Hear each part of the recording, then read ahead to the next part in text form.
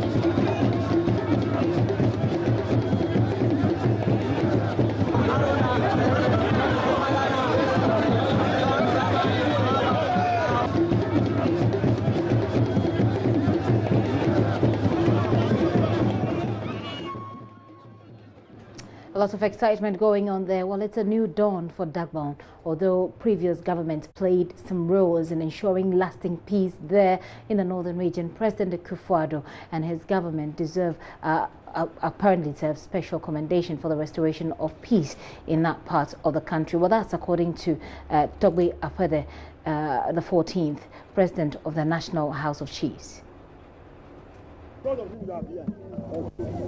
Nana Utozumo,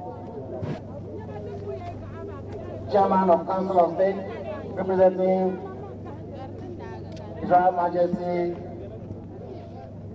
Utumpo Oseju II,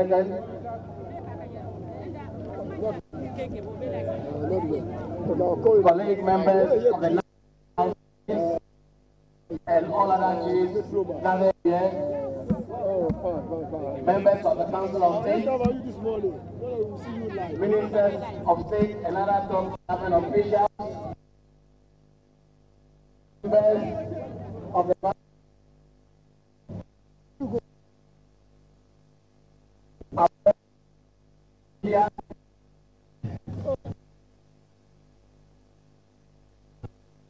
ladies and gentlemen,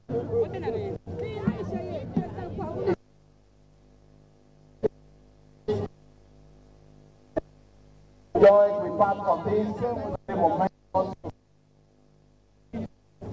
Many of you here to the protracted Dagbon crisis, which has been a big dent on the image of Jesus, may not be found during our lifetime.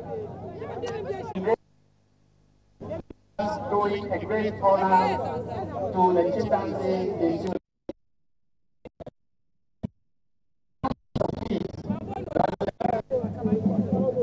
We have become increasingly concerned about the dignity. We have a common desire for development. Let's join hands in pursuit of that objective so that we will leave a legacy of peace, unity, and development for our children and grandchildren. Today, You, of course, for our new king. As usual, I can imagine you saying, we are behind you. We are behind you. I hope that in times of difficulty, when our new king turns to look back, he will find all of you behind him. Your Rabbi, Yana Abubakari II, I recall the very warm reception you gave Kasebre Gwebu Ewosi the 7th, Vice President of the National House of Chiefs, Nanasogro Alo the 4th, and at your palace at Dagbon, when we visited you on the 2nd of November 2016, prior to the elections that gave Kasebre and me the mandate to lead National House of Chiefs. We discussed our shared desire for a new image for chieftaincy and the need to restore dignity and nobility to the institution. We also spoke about the need for a new development orientation so that we can remain relevant to the aspirations of our people. You counseled us in few words. But those few words portray the fact that you were testing for a big opportunity to encourage a stronger development orientation and promote the modernization of customary law.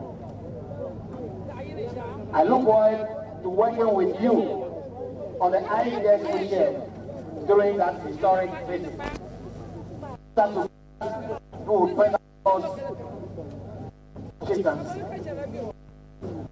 Stepping into the shoes of the great kings of Dagbon, you have accepted a great responsibility. I ask that you keep your doors open so that all your people can partake in unity in your development agenda and in the creation of your legacy. We believe that the kingmakers of Dagbon have made the right choice, and we trust that you will prove them right. Your Excellency the President, on behalf of the National House of Chiefs, I want to commend all those who had aspired to serve Dagbon in the position of Yana. They all still have a role to play. There is nothing to fight for except the development of Dagbon and its people. Let no one mislead you. Please rally behind the new king in pursuit of your common interests in the welfare of Dagbon. That's Toby Apade there. Well, let me read to you the statement that was released this afternoon by former President Jerry Rawlings. It says President Rawlings' message of congratulations to the Yana and people of Dagbon. And it reads, on the occasion of the outdooring of Yana Abubakari Mahama as the new king of Dagbon, I wish to congratulate the king and people of Dagbon for this historic achievement. The people of Dagbon have gone through a difficult and painful period since 2002, and it is a sign of great maturity, tact and patience that the process of the burial ceremonies of the Yana and the investiture of the new overlord have progressed in relative peace. It goes on to say that I also commend the Committee of Eminent Chiefs, namely the Asantehene Otumfo Setsu II, Yabonura Tutumba Borisa Sulemana Jakba I, and Nairi Na Bohugu Abdullahi Mahama Sheriga for their painstaking efforts in bringing about this welcome development. Peace will be perpetuated in Dagbon if the traditional leaders and people of Dagbon commit to the fact that they are brothers and agree to live in an atmosphere of justice, peace and harmony. Too many years have been wasted in a state of suspended conflict due to the lack of justice. It is now time to dedicate yourselves to peace and development, mindful of the complexity of your history. And the former president goes on to say that let me also commend President Akufo-Addo for his dedication to the work of the eminent chiefs and all who in diverse ways worked towards today's climactic event. I pray the government and the security agencies will continue to work in tandem with the new overlord and the people of Dagbon to ensure and maintain lasting peace and security. I wish Yana Abubakari Mahama many years of wise and strong leadership, and I pray that peace and justice will prevail in Dagbon. And it is issued from the Communications Directorate of President Rawlings there.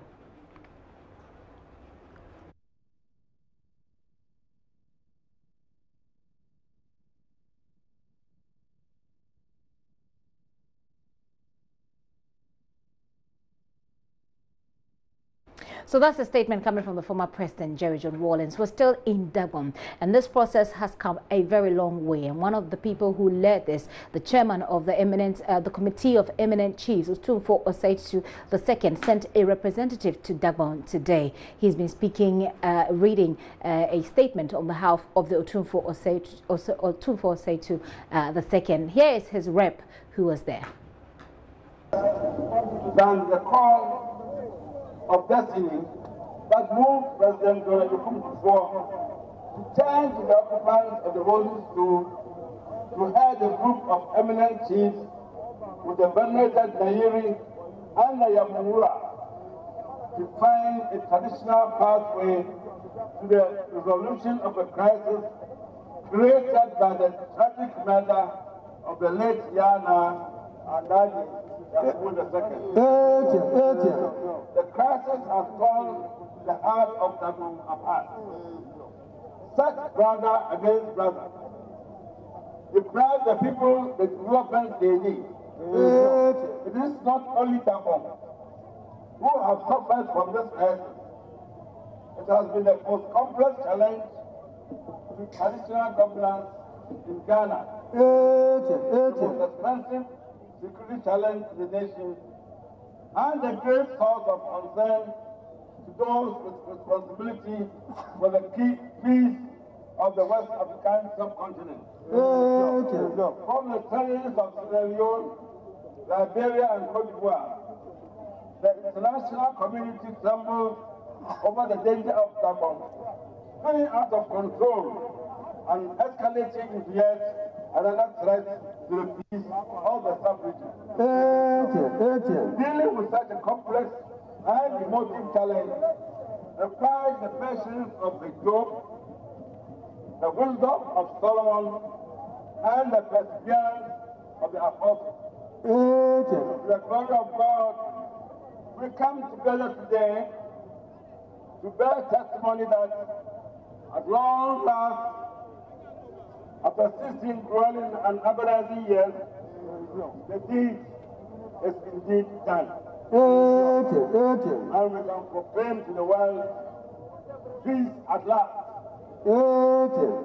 Thank God, Dagbon has peace at last. So we have come to bear homage to the symbol of that peace, the father and monarch of this great kingdom, Yana Abubakari II, as he takes the second king of his forefathers with the second oath to lead all his people into a new era of peace and prosperity. From today, Yana Abubakari II, you are the soul of this kingdom. The embodiment of the proud heritage of Dagbon, and the guardian of the destiny of your people. The people of Dagbon now know that they can afford to get rid of the baggage of the past decade, because they have a common father they can look up to for leadership and to turn to in times of difficulty. They have a father who is now able to define a new vision for united effort to bring economic and social development to them. Out of the chaos of the past 16 years has emerged a landmark which should fill every Ghanaian and every believer in Africa with the greatest pride. for the Dagbon crisis has demonstrated beyond all doubt that a traditional system of governance offers adequate formula for the resolution of the many challenges to the peace and prosperity of our continent.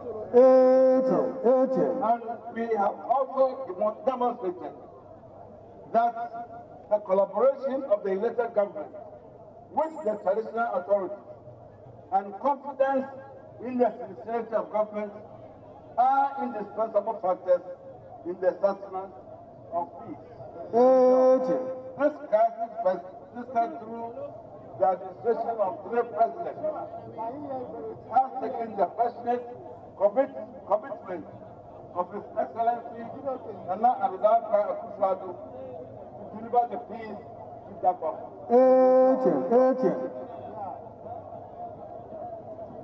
Peace to Dagbon was indeed one of the major electoral promises Nana as the candidate made. Today, we all congratulate you, Your Excellency.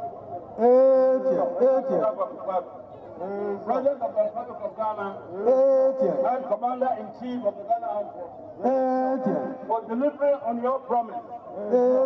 And it is not only the people of Dagbon, but all Ghanaians who must show gratitude. Thank you for your attention.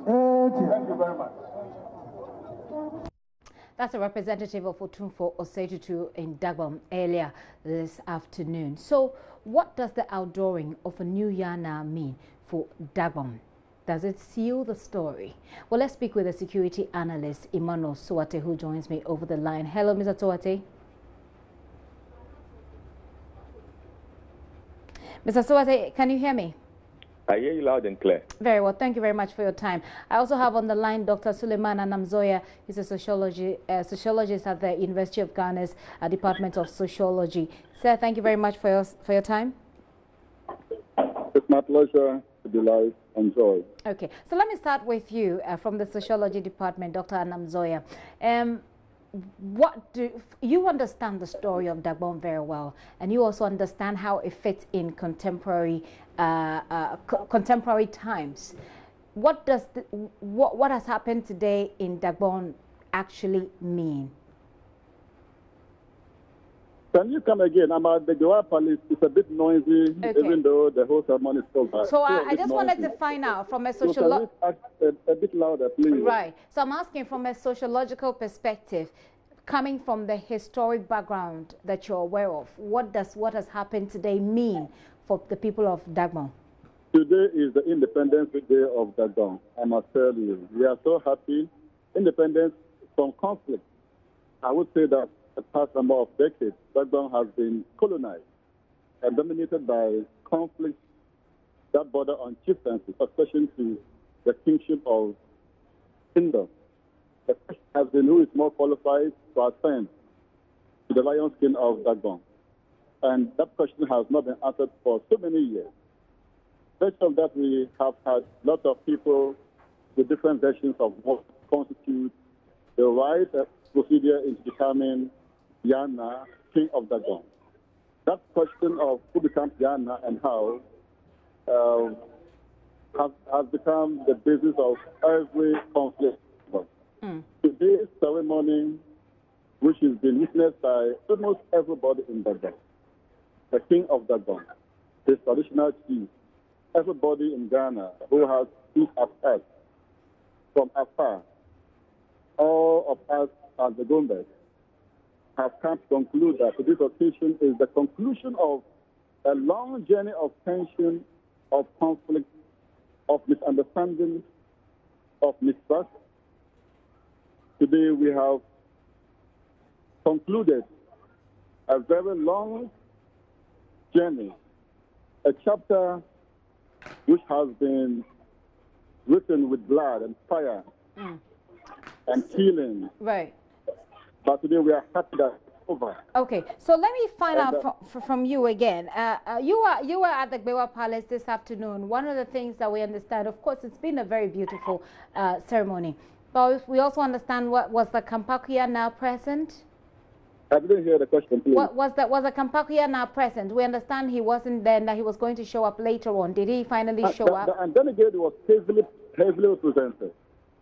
And then again, it was heavily represented. The Yana himself was and then again. And he was there himself, outdoors, surrounded by all the sub-chiefs of Dagbon. Okay. So if an individual did not come, nobody would have noticed that that individual didn't come because they were not allowed to make speeches. Only the president and few others spoke about the whole occasion, about the whole ceremony. So if one individual did not attend occasion for one reason or the other, nobody would have noticed that person didn't come. But the whole Dagbon was here. But we'll hopefully as we go along hear more from him. I'm sure why he did not show up. But of course, you've said that this means a lot for the people of Dagbon, and I'll come back to you so you take us through what they should do or what should happen from now. What next for the prosperity of Dagbon? But let me bring you, Mr. Tsuwate, in quickly on this one. This borders on security. What has happened today borders so much on security because of the security situation that Dagbon was launched in based following that misunderstanding. What does it mean for security in that place? How far we have come? The story so far, what does it mean for the security of Dagbon?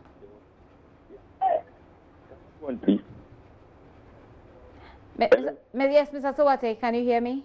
Yeah, I hear you loud and clear. I don't know whether you hear me. I do hear you. Please go ahead. Okay, you said that misunderstanding. What is the context of the misunderstanding? Are you talking about the violent conflict or a particular misunderstanding? Of course, the violent conflict which has brought us this far.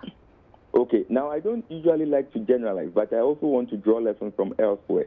We have seen peace agreements of this nature elsewhere that became reversible sometimes after 1 year, sometimes after 6 months, sometimes after 3 years. In other words, when you herald such a major phase in conflict management or peace building, the inauguration does not necessarily translate into automatic lasting peace. Because you see, there are different categories of peace, and sometimes you can measure it by certain indicators.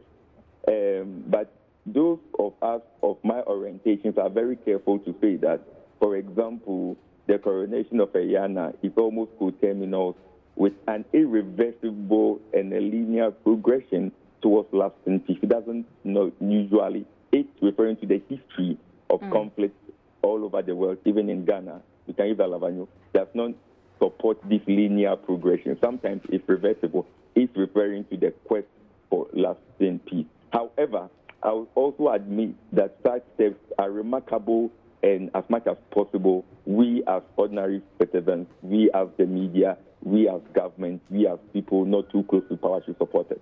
And that brings me to another part of my commentary, which is that as much as possible, so far I've not seen that it is not being done. But can you tell me the dignitaries who were there? I'm somewhere and I'm not watching the TV.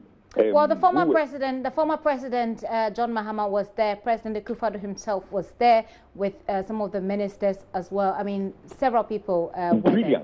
Brilliant. Because you see, the culmination of what we are seeing today is as a result of a long journey from former President Akufo-Addo, Atamel Mahama. You mean former President John Kufuor?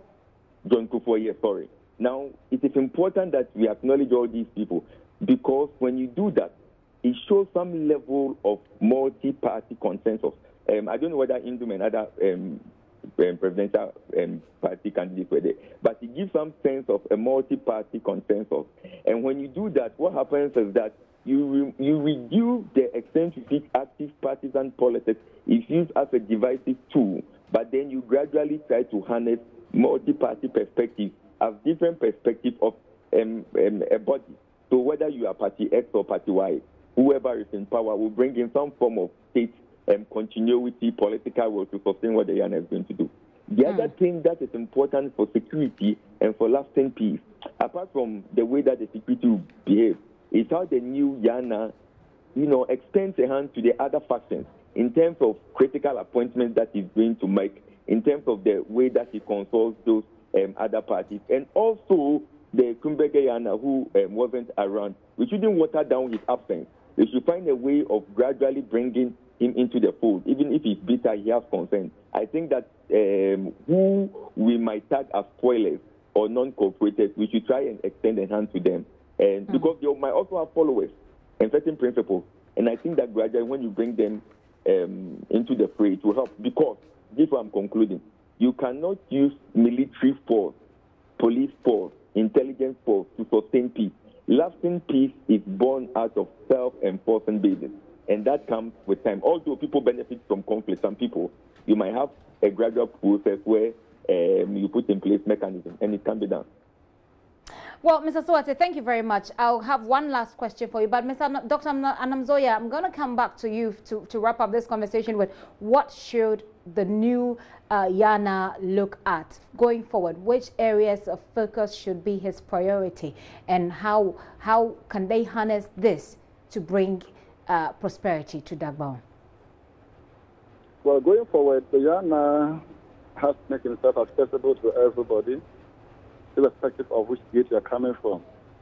The people around Yana, his elders and households, should ensure that if people come looking for him, they should be able to allow them to see the Yana. The challenge would be if it is perceived in the future that the Yana can only be accessed by certain people and not by everybody. If Abudus come and they can see him, and Dennis come, they can see him, that is good for the kingdom. And indeed, from what I have seen today myself at the Goa Palace as a witness to the happenings of the day, it is my conviction that Yana, from even where he's coming from, where we are coming from as a kingdom, he would deliberately and intentionally ensure that his gates are open to everybody in terms of Abudus and Dani without discriminating. He will also ensure that, I believe, that in appointing people to lesser kings in the Dagbon kingdom, which become vacant in the future, he would ensure that these vacant titles are filled by people of the two gates without necessarily. Right. But let's look at development. In terms of development, what are your own expectations of what ought to be done, and that will bring the people, uplift the people, lift them up to an acceptable level of development? The people have seen what conflict can do. The people have witnessed the devastating impact of conflict, physical, emotional, psychological, economical, political. And nobody will tell the people to embrace this peace. And the moment peace is embraced, and development becomes inevitable. Farming activities, businesses, in terms of trading, buying and selling, entrepreneurship, agribusiness, all these things would flourish in peaceful environment. And of course, being denied these things for a long time when the kingdom was ridden with conflict. Now that peace has come, everybody would hold onto this torch flame of peace quite strongly, and everybody as a kingdom in the kingdom would ensure that if anybody attempts to incite the people again against each other, the person will not be seen as enemy of the Dagbon. Today, the Dagbon is united, and I believe that nobody will do anything untoward to disturb the peace of the kingdom, both the king and his elders, elites, the youth who are the engines of conflict, I would say, because whenever there's conflict, there are those who are given the guns to go and fight and all that. They have learned lessons. They now want to channel their energies into positive activities, which should be resource-oriented. And in a way that would also enhance the image of the Dagbon as a kingdom that has learned its lessons and want to change the public perception of the kingdom and want to attract businesses and all kinds of people to the kingdom to ensure its growth and prosperity. Well, so if I hear you right, all that you're saying is that the focus should be on sustaining the peace. The focus should be on sustaining the peace and making sure that that translates into development. I've listened to you outline areas that they should focus on. You speak about the number of the people or the population of the people of Dagbon and how they can translate that into development, how they can set up developmental funds, educational funds, etc. And I'm wondering if there's any strategy to push this idea and make it acceptable across the board in Dagbon going forward. Yes, the kingdom has very soon there appears to be a whole structured activities in terms of scholarships, promotion of education, promotion of businesses, promotion of all kinds of positive activities within the kingdom. I know as a matter of fact that a lot of people in the kingdom, elite politicians, are putting their heads together to ensure that the kingdom moves with ideas and that whatever happens within the kingdom will not be only left in the hands of the king. The king of Dagbon will be assisted people who are business-minded of all lines, no more Abudu and Andani. It's not going to be Abudu elite or Andani elite. It's going to be Dagbon elite, Dagbon politicians, Dagbon businessmen and women who can put their efforts together to ensure that we move together as a kingdom, that people are given scholarships as the government, not as Abudus or Andanis, that we ensure that the structured development benefits people without asking which bit they are coming from. Okay. Indeed, it is our very hope that sooner than later, Abudus and Andanis will become joking relations, and they will be meeting and laughing with each other without acrimonious, hurting each other, without any hurtful words, without any ridicule, without any abusive words, but laughter and happiness. Thank you very much, Dr. Anamzoya. He is a senior lecturer at the University of Ghana's Sociology Department. Let me wrap up with you, Mr. Emmanuel Sowate. Now, going forward, we've seen the role of politics in this, but going forward, if you were to advise politicians to stay away from this story and so they can sustain, so this peace can be sustained, what would you tell them? Okay, I think that active partisan policy in liberal democracy, active partisan politics is important in liberal democracy. It is when you use it as a divisive tool that it becomes dangerous. So, of course, people must be given the room to associate themselves with different political parties positively. And hopefully politicians, you see, sometimes politicians think short-term. What do I do to get power? And then in the long term, they think they can do damage control. But sometimes the long-term consequences is born out from the things you have done initially. So I think that going forward, politicians, which they already know, and I'm re-emphasizing what they know, that they should be circumspect in their quest for power, bottom line. The media should also support, I think so, that we give platforms to those who enhance peace and those who want to facilitate the peace. But repeating what I said, that usually when you have such momentous function, it doesn't always mean that it is not reversible if it refers to going back to tension. It is what we all do at different levels that will sustain the peace. Because some peace are fragile, some are long-lasting. And for long-lasting, very often, it is born out of self-enforcement basis. It is not by military force and cohesion. Well, like Dr. Anamzoya said, the people have seen and experienced the devastation of war, and hopefully that will be their guide. Of course, here at Multimedia, we've always highlighted the voices of those who want peace and the voices of the vulnerable as well in our coverage. But thank you so much for your time this afternoon. I've been speaking to Emmanuel Sowate, he's a security analyst, and also on the other line was Dr. Sulemana Anamzoya, who is a senior lecturer at the University of Ghana's Sociology Department, who understands the history of Dagbon quite well. Now we can hear from the chairman of the Peace Council, Reverend Professor Emmanuel Asante. He's calling for support for the new Yana Abubakari II. He spoke at the adoring ceremony today in Yendi. The Peace Council notes with gratitude the manner in which the news of the selection of Yana Abubakari Mahama was received by all the different parties in the Dagbon traditional area and Ghana as a whole. The National Peace Council believes that the relevance and the timeliness of the investiture of Yana Abubakari II should not be lost on the people of Dagbon and Ghanaians in general. The occasion must be seen as an auspicious opportunity for Dagbon to chart a new course of renewing her rich historical past for rapid socio-economic development. The Council urges all the people in the Dagbon traditional area to see themselves as one people.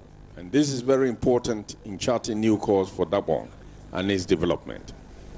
But the Council also encourages all Ghanaians in and outside the Dagbon state to support the process of healing and restoration. Fellow Ghanaians, permit me on behalf of the board and staff of the National Peace Council to express our profound gratitude to all who have made this day possible. We congratulate Otumfo Setutu II, the Asantehene, the Nayeri and Yabongura, our Royal Majesties, for facilitating the process of restoring peace at Dagbon. We also congratulate the President, His Excellency Nana Addo Dankwa Akufo-Addo, for his faith in the Otumfo-led committee and for the government's unflinching support to the process. Our congratulation also goes to the Regional Security Council, RESEC, and the Regional Peace Council. We further congratulate the various youth groups, the forum, civil society groups, and individuals who in diverse ways contributed to this success story. Ghana is forever grateful to you all. In conclusion, the Council calls on all Ghanaians, especially the people of Dagbon, to give to Yana Abubakari II all the support he needs to succeed, and to note further that our forebears and leaders have endeavored to keep Ghana in harmony. We should not allow few individuals and groups to sow seeds of discord and divisions amongst us. As a people, we have a duty to promote those things that have worked for us towards the maintenance of peace and national cohesion over the years. May God be with the new Yana Abubakari Muhammad II and the people of Dagbon. Long live the Dagbon state, long live Ghana. And a lot of long lives, that's what a lot of people expect. Well, let's go to Yendi, where Justice is joining me live. Hello, Justice.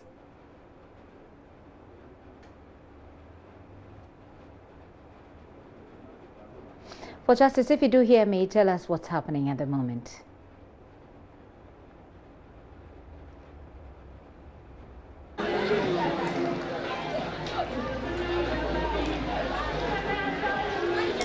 Hello, Gifty. As I speak to you, it has all come to an end.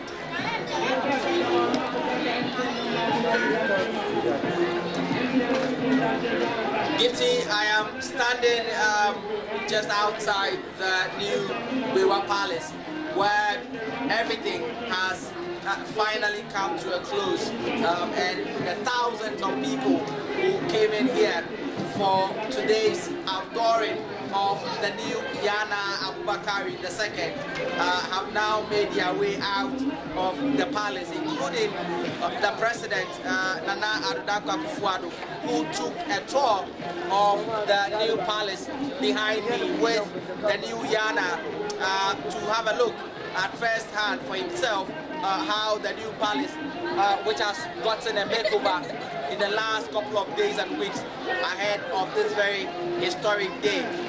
It is worthy to note that one of the key concerns that the new Yana made to the President and to government was that they needed immediately a new palace that is befitting of the Dagbon kingdom. If you, and if you've been here, if you look at the size and the might of the Dagbon people, and you come and see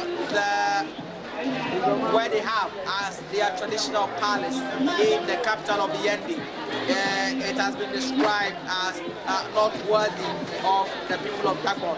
And so now that a new Yana is in place, and with the unity and reconciliation that has been seen here, one of the key concerns and one of the key things that people would want to quickly move on and have done is to ensure that there is a befitting palace that is put up for the people of Dagbon here in their capital, Yendi.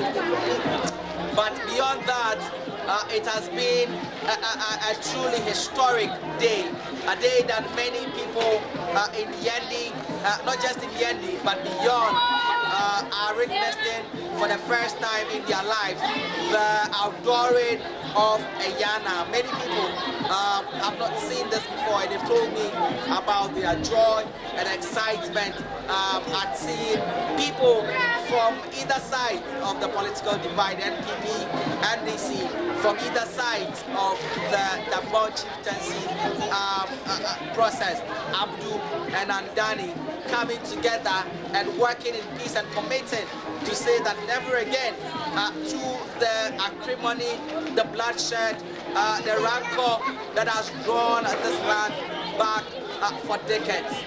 And today we have been told, led by the president himself, that there is no more Abudu or Andani. We are just being told of a new term, which is Abudani, led by the president himself, who today described himself as the #1 Abudani, and committed to ensuring that the peace process that has culminated into the enskinment of Ayana in 17 years would be seen through.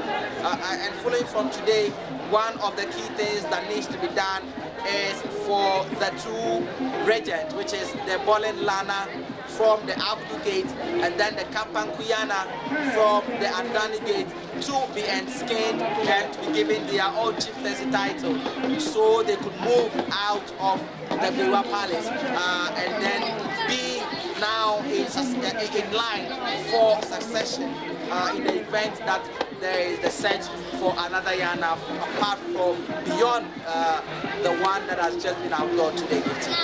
Well, that sounds like a lot of information there, Justice, but indeed, Abudani does sound okay, and I'm sure that the people have accepted it in that way. We also heard from the Yana when his message was read on behalf of him, about how he intends to embark on a constitutional review. And I don't know if in the midst of the excitement people were actually listening to that, and if they had any responses, any reactions to that.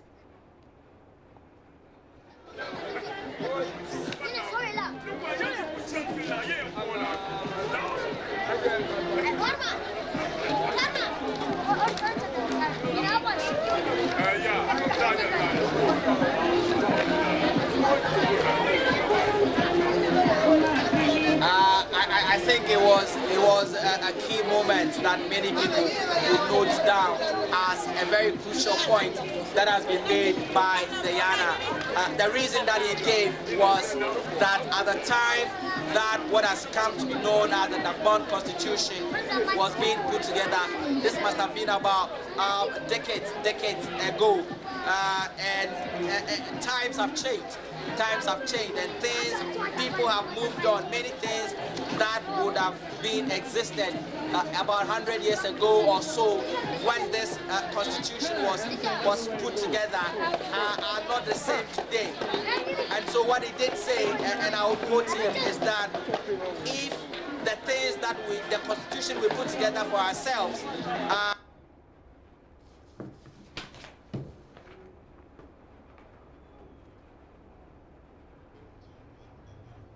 Unfortunately, we've lost Justice there, but very good information we've heard from him about what is going to happen next. We understand that President Akufo-Addo, along with the new Yana, have been touring the Bewa Palace, inspecting that palace. We understand that as time goes on, the two regions, the Kampak Yana and the Bolin Lana, will be leaving the palace for the Yana to take his place there. Justice is still there, and in our subsequent bulletins we'll be crossing over to him. But you know what you're watching. This is still The Pulse with me, Gifty and Opia.